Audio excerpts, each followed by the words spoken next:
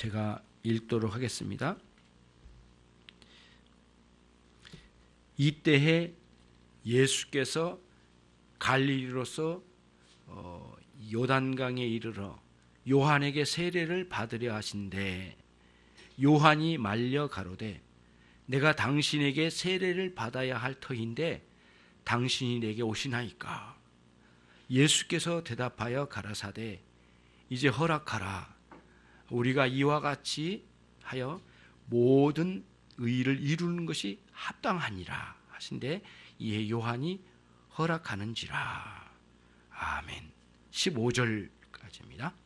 자, 앞뒤 분들하고 인사 나누시겠습니다. 평안하셨습니까? 네. 주일에 결석이 많은데 직장이 주일에 빠져야만 하는 직장 생활 간혹 빠진 분들도 있고 또 이렇게 무단으로 말없이 예고 없이 빠진 분도 있는데 주일은 거의 목숨을 걸어야 됩니다. 주일 자체가 아니라 주님께 예배하는 것을 말하는 겁니다. 여러분들이 주일에 빠지지 않도록 잘 서로 관리하고 일정을 잘 조절해서 예배에 전심으로 나갑시다. 오늘 나오지 못한 분들은 예배를 드리지 못했지만 또 타지에서 또 드린 분도 계시겠죠. 오늘 나온 여러분들은 열심히 오늘 말씀을 잘 듣도록 그렇게 하십시다. 자, 오늘은 주제가 왜 주님은 세례 요한의 세례를 받으셨을까라고 하는 문제입니다. 오히려 요한이 세례를 받아야 되지 않을까? 예수님에게 그게 상식적이지 않을까라고 생각인데 오늘 본문은 놀랍게도 예수님께서 세례를 받으러 오셨다라는 것이 놀랍습니다. 그래서 오늘 본문을 통해서 예수님 세례 요한의 이 세례를 받으신 예수님의 그 이유가 뭔지 그리고 예수님께서 받으셨던 그 세례의 의미가 무엇인지를 우리가 살펴가면 아주 본문에서 이야기하고자 했던 그 의미를 여러분들이 마음에 새길 수 있을 거라고 생각이 듭니다. 먼저 지난번에 드린 말씀처럼 세례 요한이 전했던 이 선지 사역의 그 내용은 죄인들에게 회개하여 하나님께로 돌아오라. 그래서 깨어진 하나님과의 언약 관계가 회복되어지게 하라. 이렇게 회개의 복음을 세례 요한이 전했던 겁니다. 근데 이 회개의 복음을 전했던 것은 세례 요한이 전했던 이 복음은 구약에 있는 다른 선지자들과 크게 다르지를 않습니다. 다르지를 않아요. 같은 그 복음의 내용들이었어요. 회개하여 하나님께 돌아오라는 그런 메시지요. 그런데 세례 요한은 거기에 굉장히 독특한 면이 하나 더 있다고 그랬습니다. 회개하여 돌아오라는 메시지 속에 예수 그리스도를 직접적으로 세례 요한이 말씀 속에서 경험했기 때문에 세례 요한은 회개하라는 이 복음의 메시지 속에 그리스도를 맞이하라고 하는 그런 메시지와 함께 전해지게 된 것이 다른 구약의 모든 선지자들과 큰 차이를 두고 있다라고 하는 것을 말씀하고 있는 거죠. 그러니까 구약에 있는 선지자들의 메시지 속에는 약속으로 언젠가는 메시아가 오실 거라고 하는 말씀이 내포된 이 선지사에게 메시지였다면 세례 요한은 이제는 그분이 여기 오셨다. 그리고 자기 자신이 직접 하나님의 말씀 속에서 경험한 그리스도를 당장 지금 증거해내는 아주 직접적으로 증거해내는 약속이 성취된 상황으로 오신 그분을 이제는 구약의 모든 선지자들은 약속의 메시아를 전했다면 이 세례 요한은 이제는 그 약속의 메시아가 여기 오셨다는 거죠. 우리 대문 안으로 우리 집 안으로 들어오신 그 메시아를 이제 증거하는 것이 세례 요한의 복음 전도의 아주 독특한 특징이었어요. 굉장히 놀라운 거죠. 그런데 오늘 하나 더 놀라운 일이 또 하나 있습니다. 그것은 예수님께서 세례 요한 앞에 오셨는데 참으로 놀라운 것은 예수님께서 세례 요한의 세례를 받으시겠다고 하는 겁니다.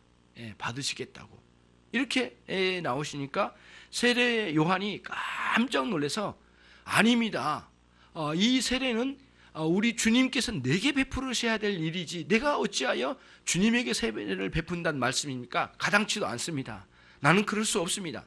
굉장히 그리스도 앞에서 자기 자신을 낮춰가며 정말 부끄럽게 우리 주님 앞에 손을 얹는다는 그 자체가 이미 이제 자기에게는 합당치 않다라고 세례 요한이 고개를 살리려 쳤습니다. 그런 가운데 예수님께서 오늘 말씀하시기를 이제 이렇게 말씀합니다. 네가 결국에는 허락해서 네가 세례를 베풀라. 왜냐하면 우리와 이와 같은 방식으로 다시 말하면 네가 내게 세례를 베풀어서 우리의 모든 의를 이루는 것이 합당하니라. 이렇게 말씀해 주셨어요. 예수님께서.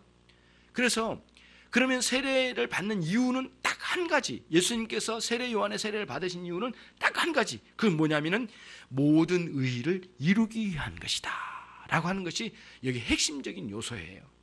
그래서 첫 번째 우리는 예수 그리스도께서 세례 요한의 세례를 받으신 이유가 뭐냐라고 질문하면 단연코 우리는 하나님의 모든 의를 완전하게 이루시기 위하여 세례를 받으셨다라고 하는 것이 첫 번째 단락에 우리가 생각해야 될 부분입니다.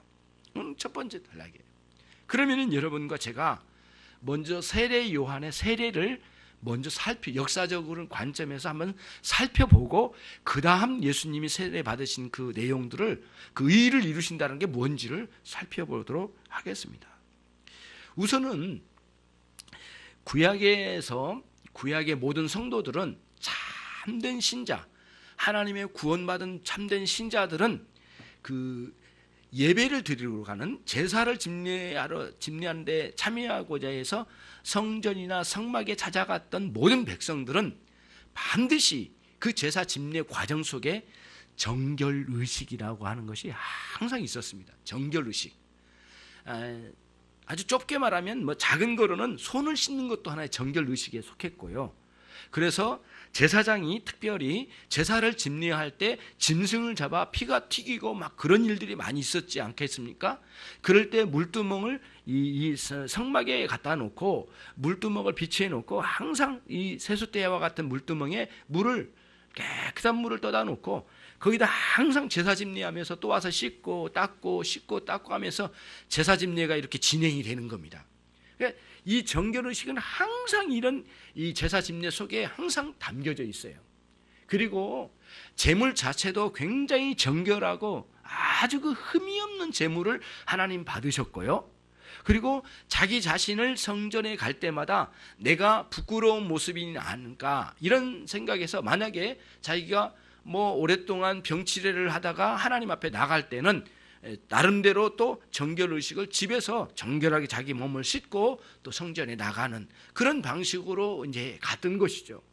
생리학적으로는 여러분 위생적인 의미에서는 굉장히 이 정결의식이 성도들의 육체를 정결케 할 뿐만 아니라 공동체 생활에 있어서 이 전염병이나 이런 문제에 있어서 특별히 하나님께서 조치해 주신 것도 있지만 특별히 우리는 마음의 심령 깊은 곳에서 하나님을 향하여 정결한 마음으로 나가고자 하는 그런 의미들이 많이 영육간에 담겨진 내용들이 정결의식이었습니다. 그래서 성막에서도 정결의식이 있었지만 일상생활 속에서도 정결의식이 있었습니다. 그래서 예를 들자면은 이제 이런 일이 있었는데 우리들이 이제 이런 일례로 보면 이거죠. 부모님이 돌아가셨어요. 우리 집에 할머니 할아버지가 돌아가셨어요. 그런데 장례식을 치를 때 오늘날 같으면 장례사들이 없고 이렇게 굉장히 그런 사람 전문가들이 와서 하지만 우리 얼마 전에 말해도 그러진 않았거든요. 우리가 직접 우리 부모님과 할머님들의 시신을 우리가 이렇게 수습을 했어요. 직접. 그래서 심부름도 하고 잡아드리기도 하고 이렇게 해서 수의도 입혀드리고 이렇게 해서 뭔가 다 해서 우리가 수습을 했지 않습니까? 시신을 만진 자는 반드시 정결의식을 하고 제사집례에 참여를 하게 했어요. 그리고 뭔가 더러운 것을 만진다든가 그런 일을 할 때도 마찬가지고요. 또 심지어는 뭐 길거리를 가다가 짐승이 한 마리 죽었는데 썩었어요. 이거를 어떻게든 치워야 되잖아요. 그래서 이거를 저 뭐 보이지 않는 곳이나 아니면 땅에 묻어준다든가 같은 치르고 난 뒤에는 반드시 정결의식을 하고 갔단 말이에요. 그래서 자기 집 앞에 물이 흐르는 곳에 사는 사람들은 그런 물이 흐르는 물에 이렇게 씻어서 정결하게 하는 방식도 있었지만, 또 그러지 않는 가운데 있는 사람들은 각 가정에 하나의 이제 작은 욕조 같은 것들을 이렇게 만들어 놓고 말이죠. 성인이 하나나 둘 정도로 들어 누워서 씻을 수 있을 정도의 욕조를 만들어 놓고 그 욕조에서 이렇게 씻었어요. 그래서 그거를 히브리인들이 미크베라고 하는 용어를 써서 욕조예요. 욕조. 미크베는 특별히 뭐에 쓰였느냐? 우리 목욕, 일반적인 목욕할 때도 쓰이겠지만 일반적으로 유대인들의 입장에서 보면은 정결 의식이에요.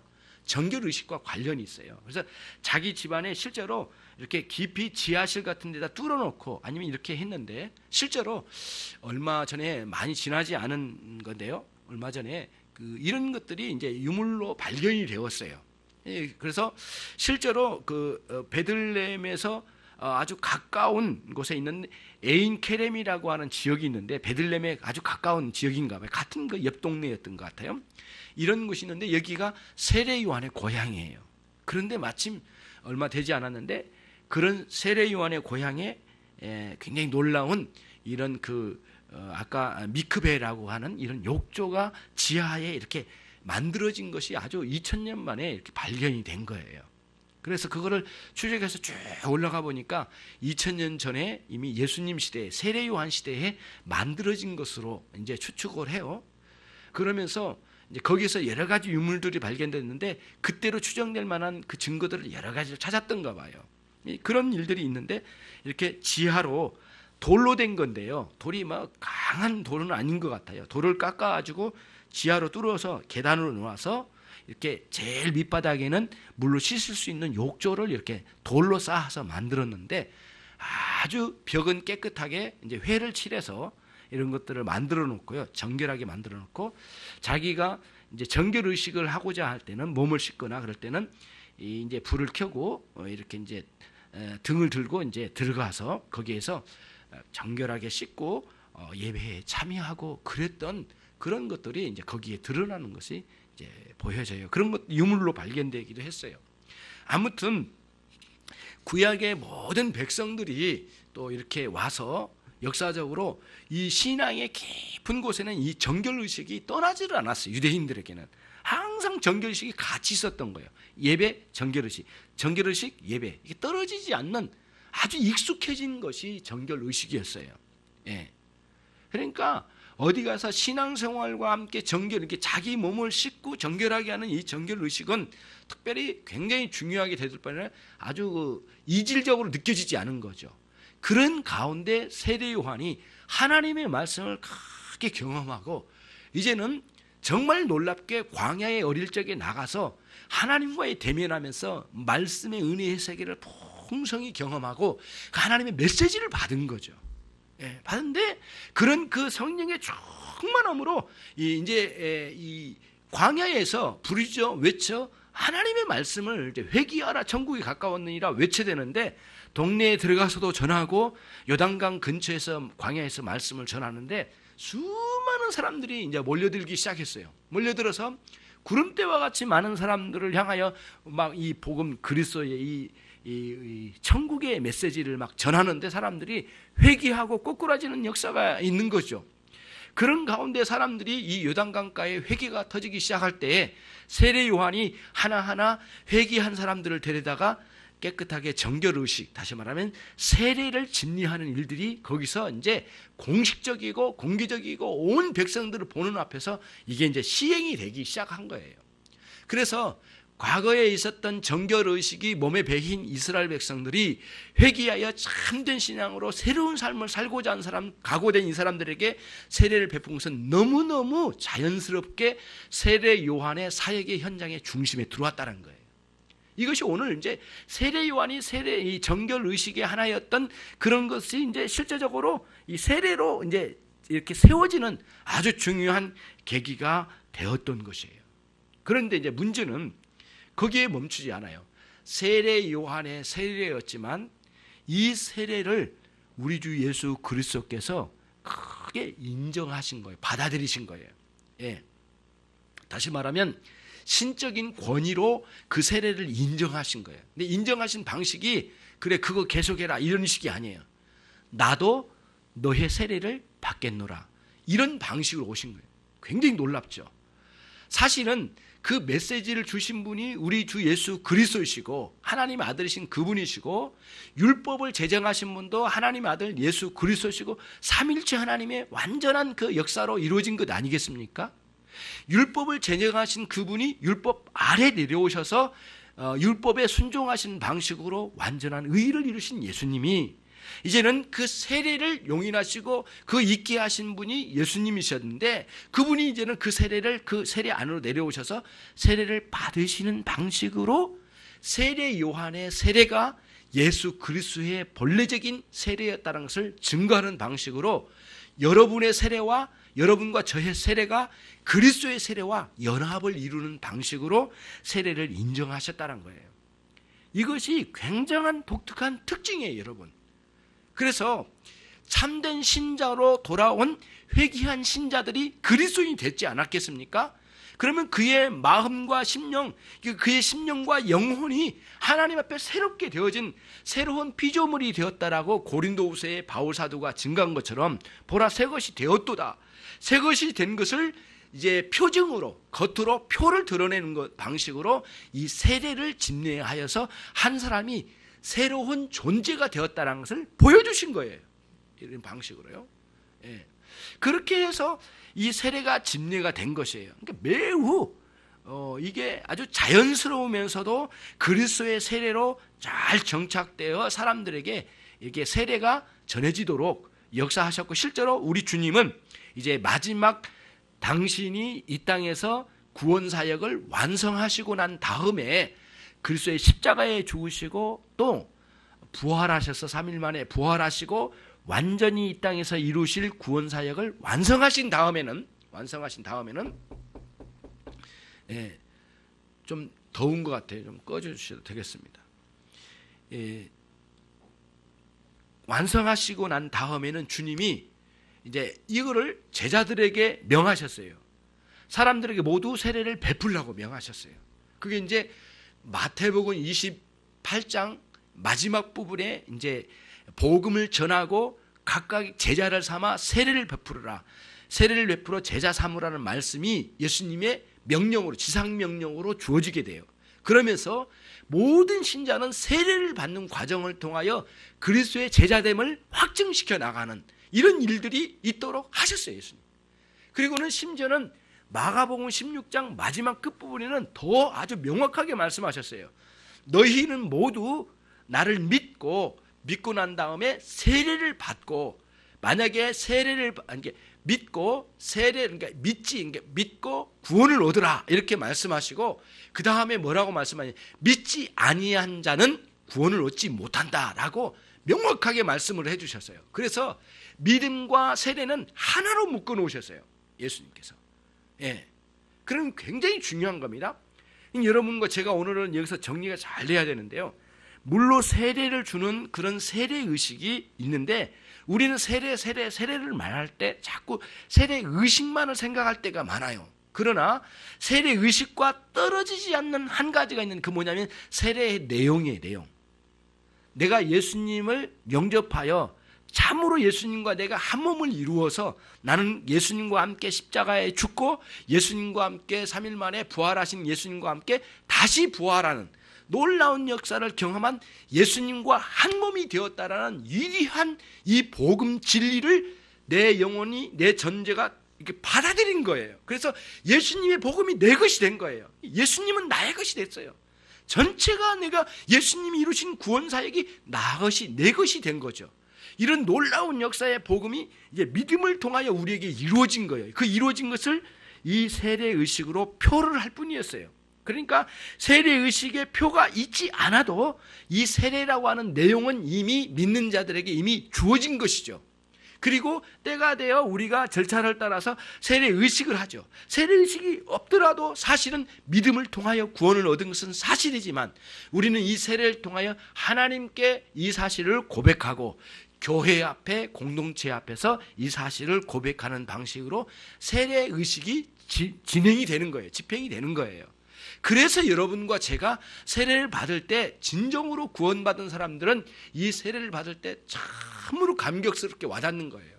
그런데 그러지 않고 만약에 세례 의식을 받는다면 잘못된 것이고요. 또 그래서는 안 되고요. 그런 사람들은 감격도 없어요. 왜 내가 세례 받는지도 모르겠어요. 그런 사람들은 세례를 받지 말아야 되죠.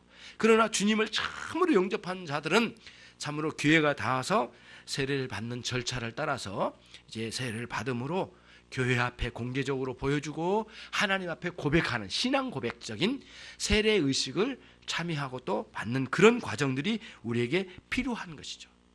그런 차원에서 이렇게 이루어져 간 거예요. 그러면은 여기서 정리해 볼 필요가 있어요. 예수님께서 오늘 말씀에 우리가 이와 같이 하여 모든 일을 이루는 것이 합당하니라 이렇게 말씀하셨어요. 예. 예수님께서 세례를 나에게 베풀라라고 말씀하시면서 이렇게 말씀해요. 모든 의를 이룬다는 거예요. 그래서 여기서 의를 이룬다는 것은 다른 게 아닙니다. 성경 66권 전체 흐름을 볼 때 의를 이룬다라고 하는 것은 율법을 완성한다 그런 의미도 있고요. 또 율법을 온전히 순종한다는 의미가 여기 담겨져 있습니다. 예, 율법은 뭡니까? 하나님의 뜻이 담겨져 있는 거죠. 그러니까 하나님의 뜻을 온전히 말씀 순종함으로 이루어가는 것을 의를 이룬다는 거예요. 예수님께서 세례 요한에게 말씀하시기를 너와 함께 우리가 같이 이제 이 모든 의를 이루자. 단 하나라도 빠뜨리지 말고 하나님이 원하신 뜻을 이루자. 그런 차원에서 네가 나에게 세례를 베풀라. 그래서 나는 세례를 받음으로 예수님께서 우리 안에 오셔서 세례를 받음으로 여러분과 제가 받는 이 세례가 예수님 받으신 세례와 일치를 이룬다는 의미, 그런 의미가 여기에 있습니다.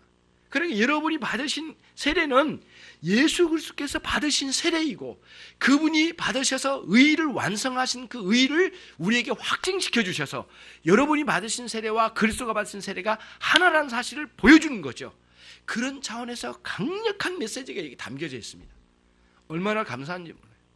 그래서 저는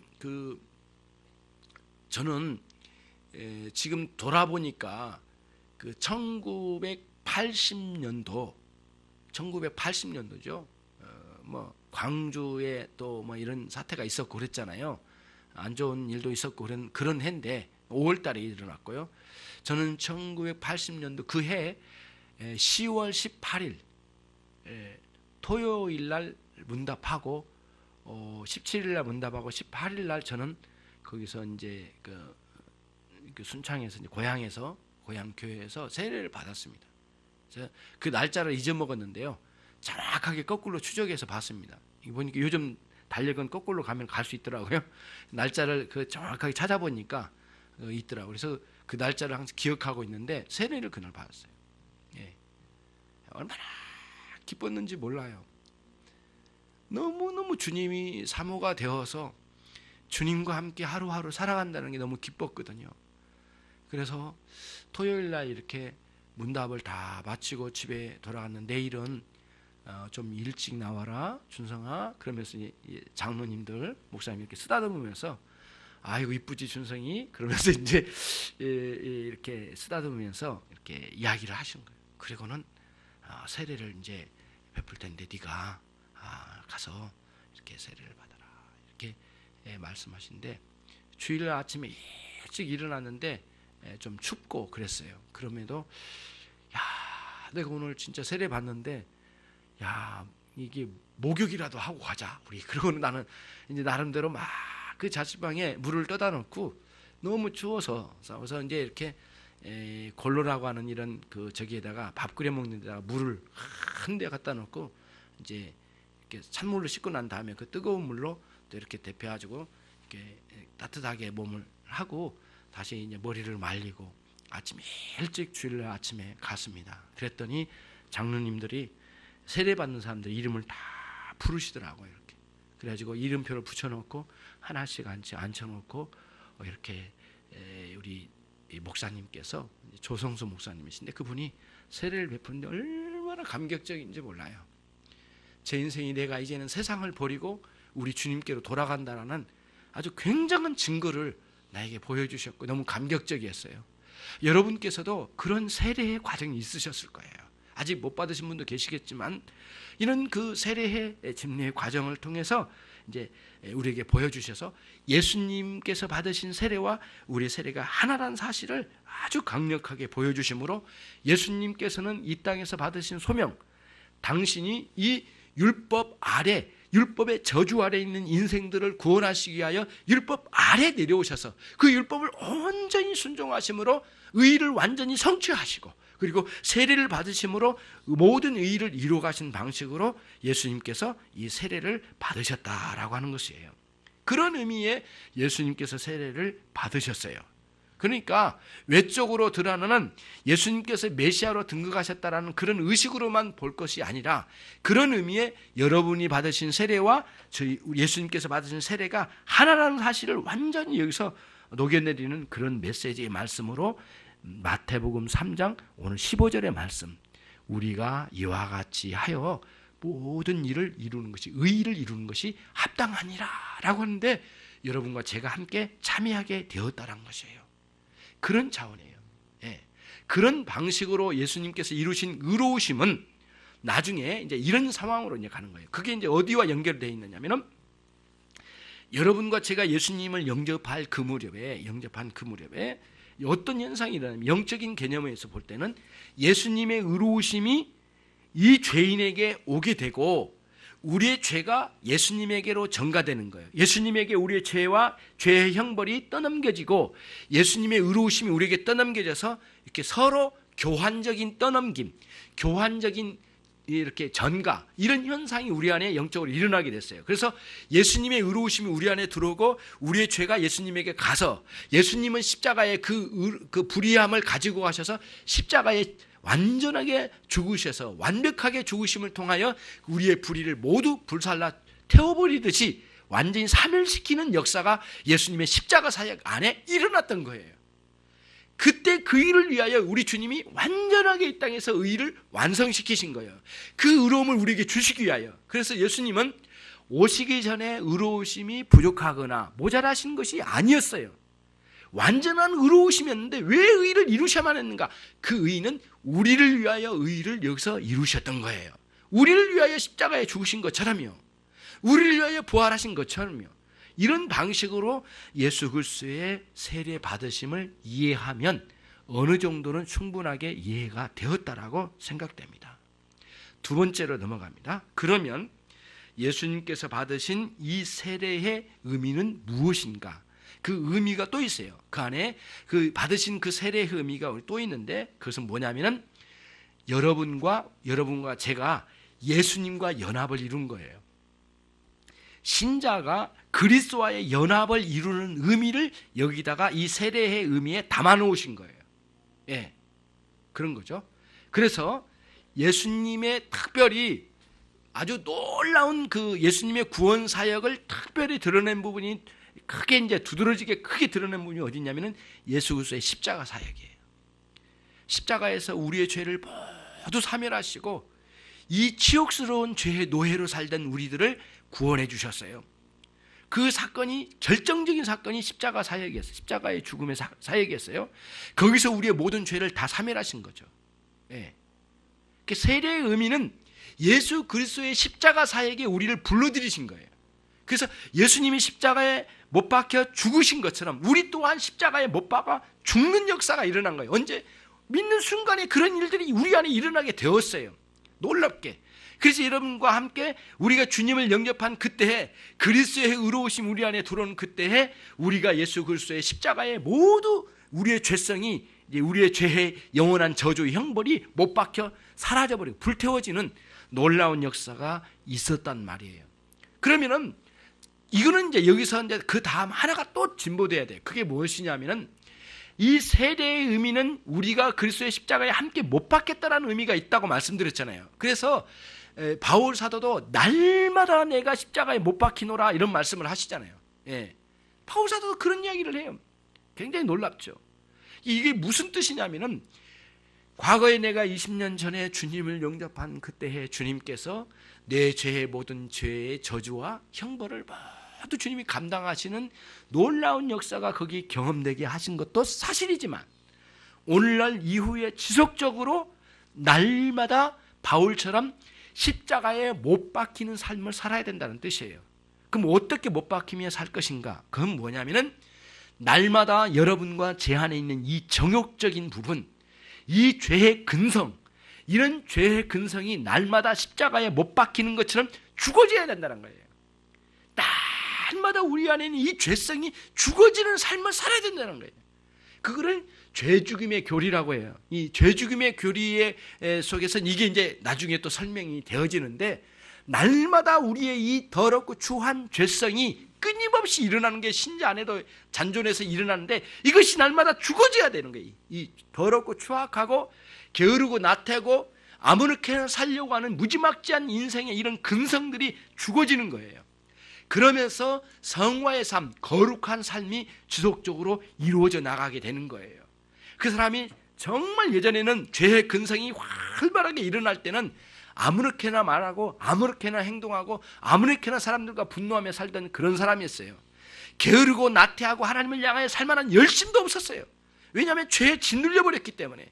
죄가 그 사람을 깔고 앉아버렸거든요. 그러니까 도저히 스스로는 일어날 수도 없어. 근데 그리스도의 십자가 사건으로 그게 그 강력한 죄의 강압이 무너지는 역사가 있고 이후에 죄의 근성이 잔존하고 있는 이런 이 죄성이 끊임없이 우리가 은혜의 역사를 통하여 이렇게 예배를 드리고 또 함께 말씀을 읽어가며 또 홀로 하나님께 흐느껴 울며 기도하면서 뇌 안에 있는 죄를 회개하는 그 과정 속에서 죄가 이렇게 점점 죽어가는 과정이 있게 되는 거예요.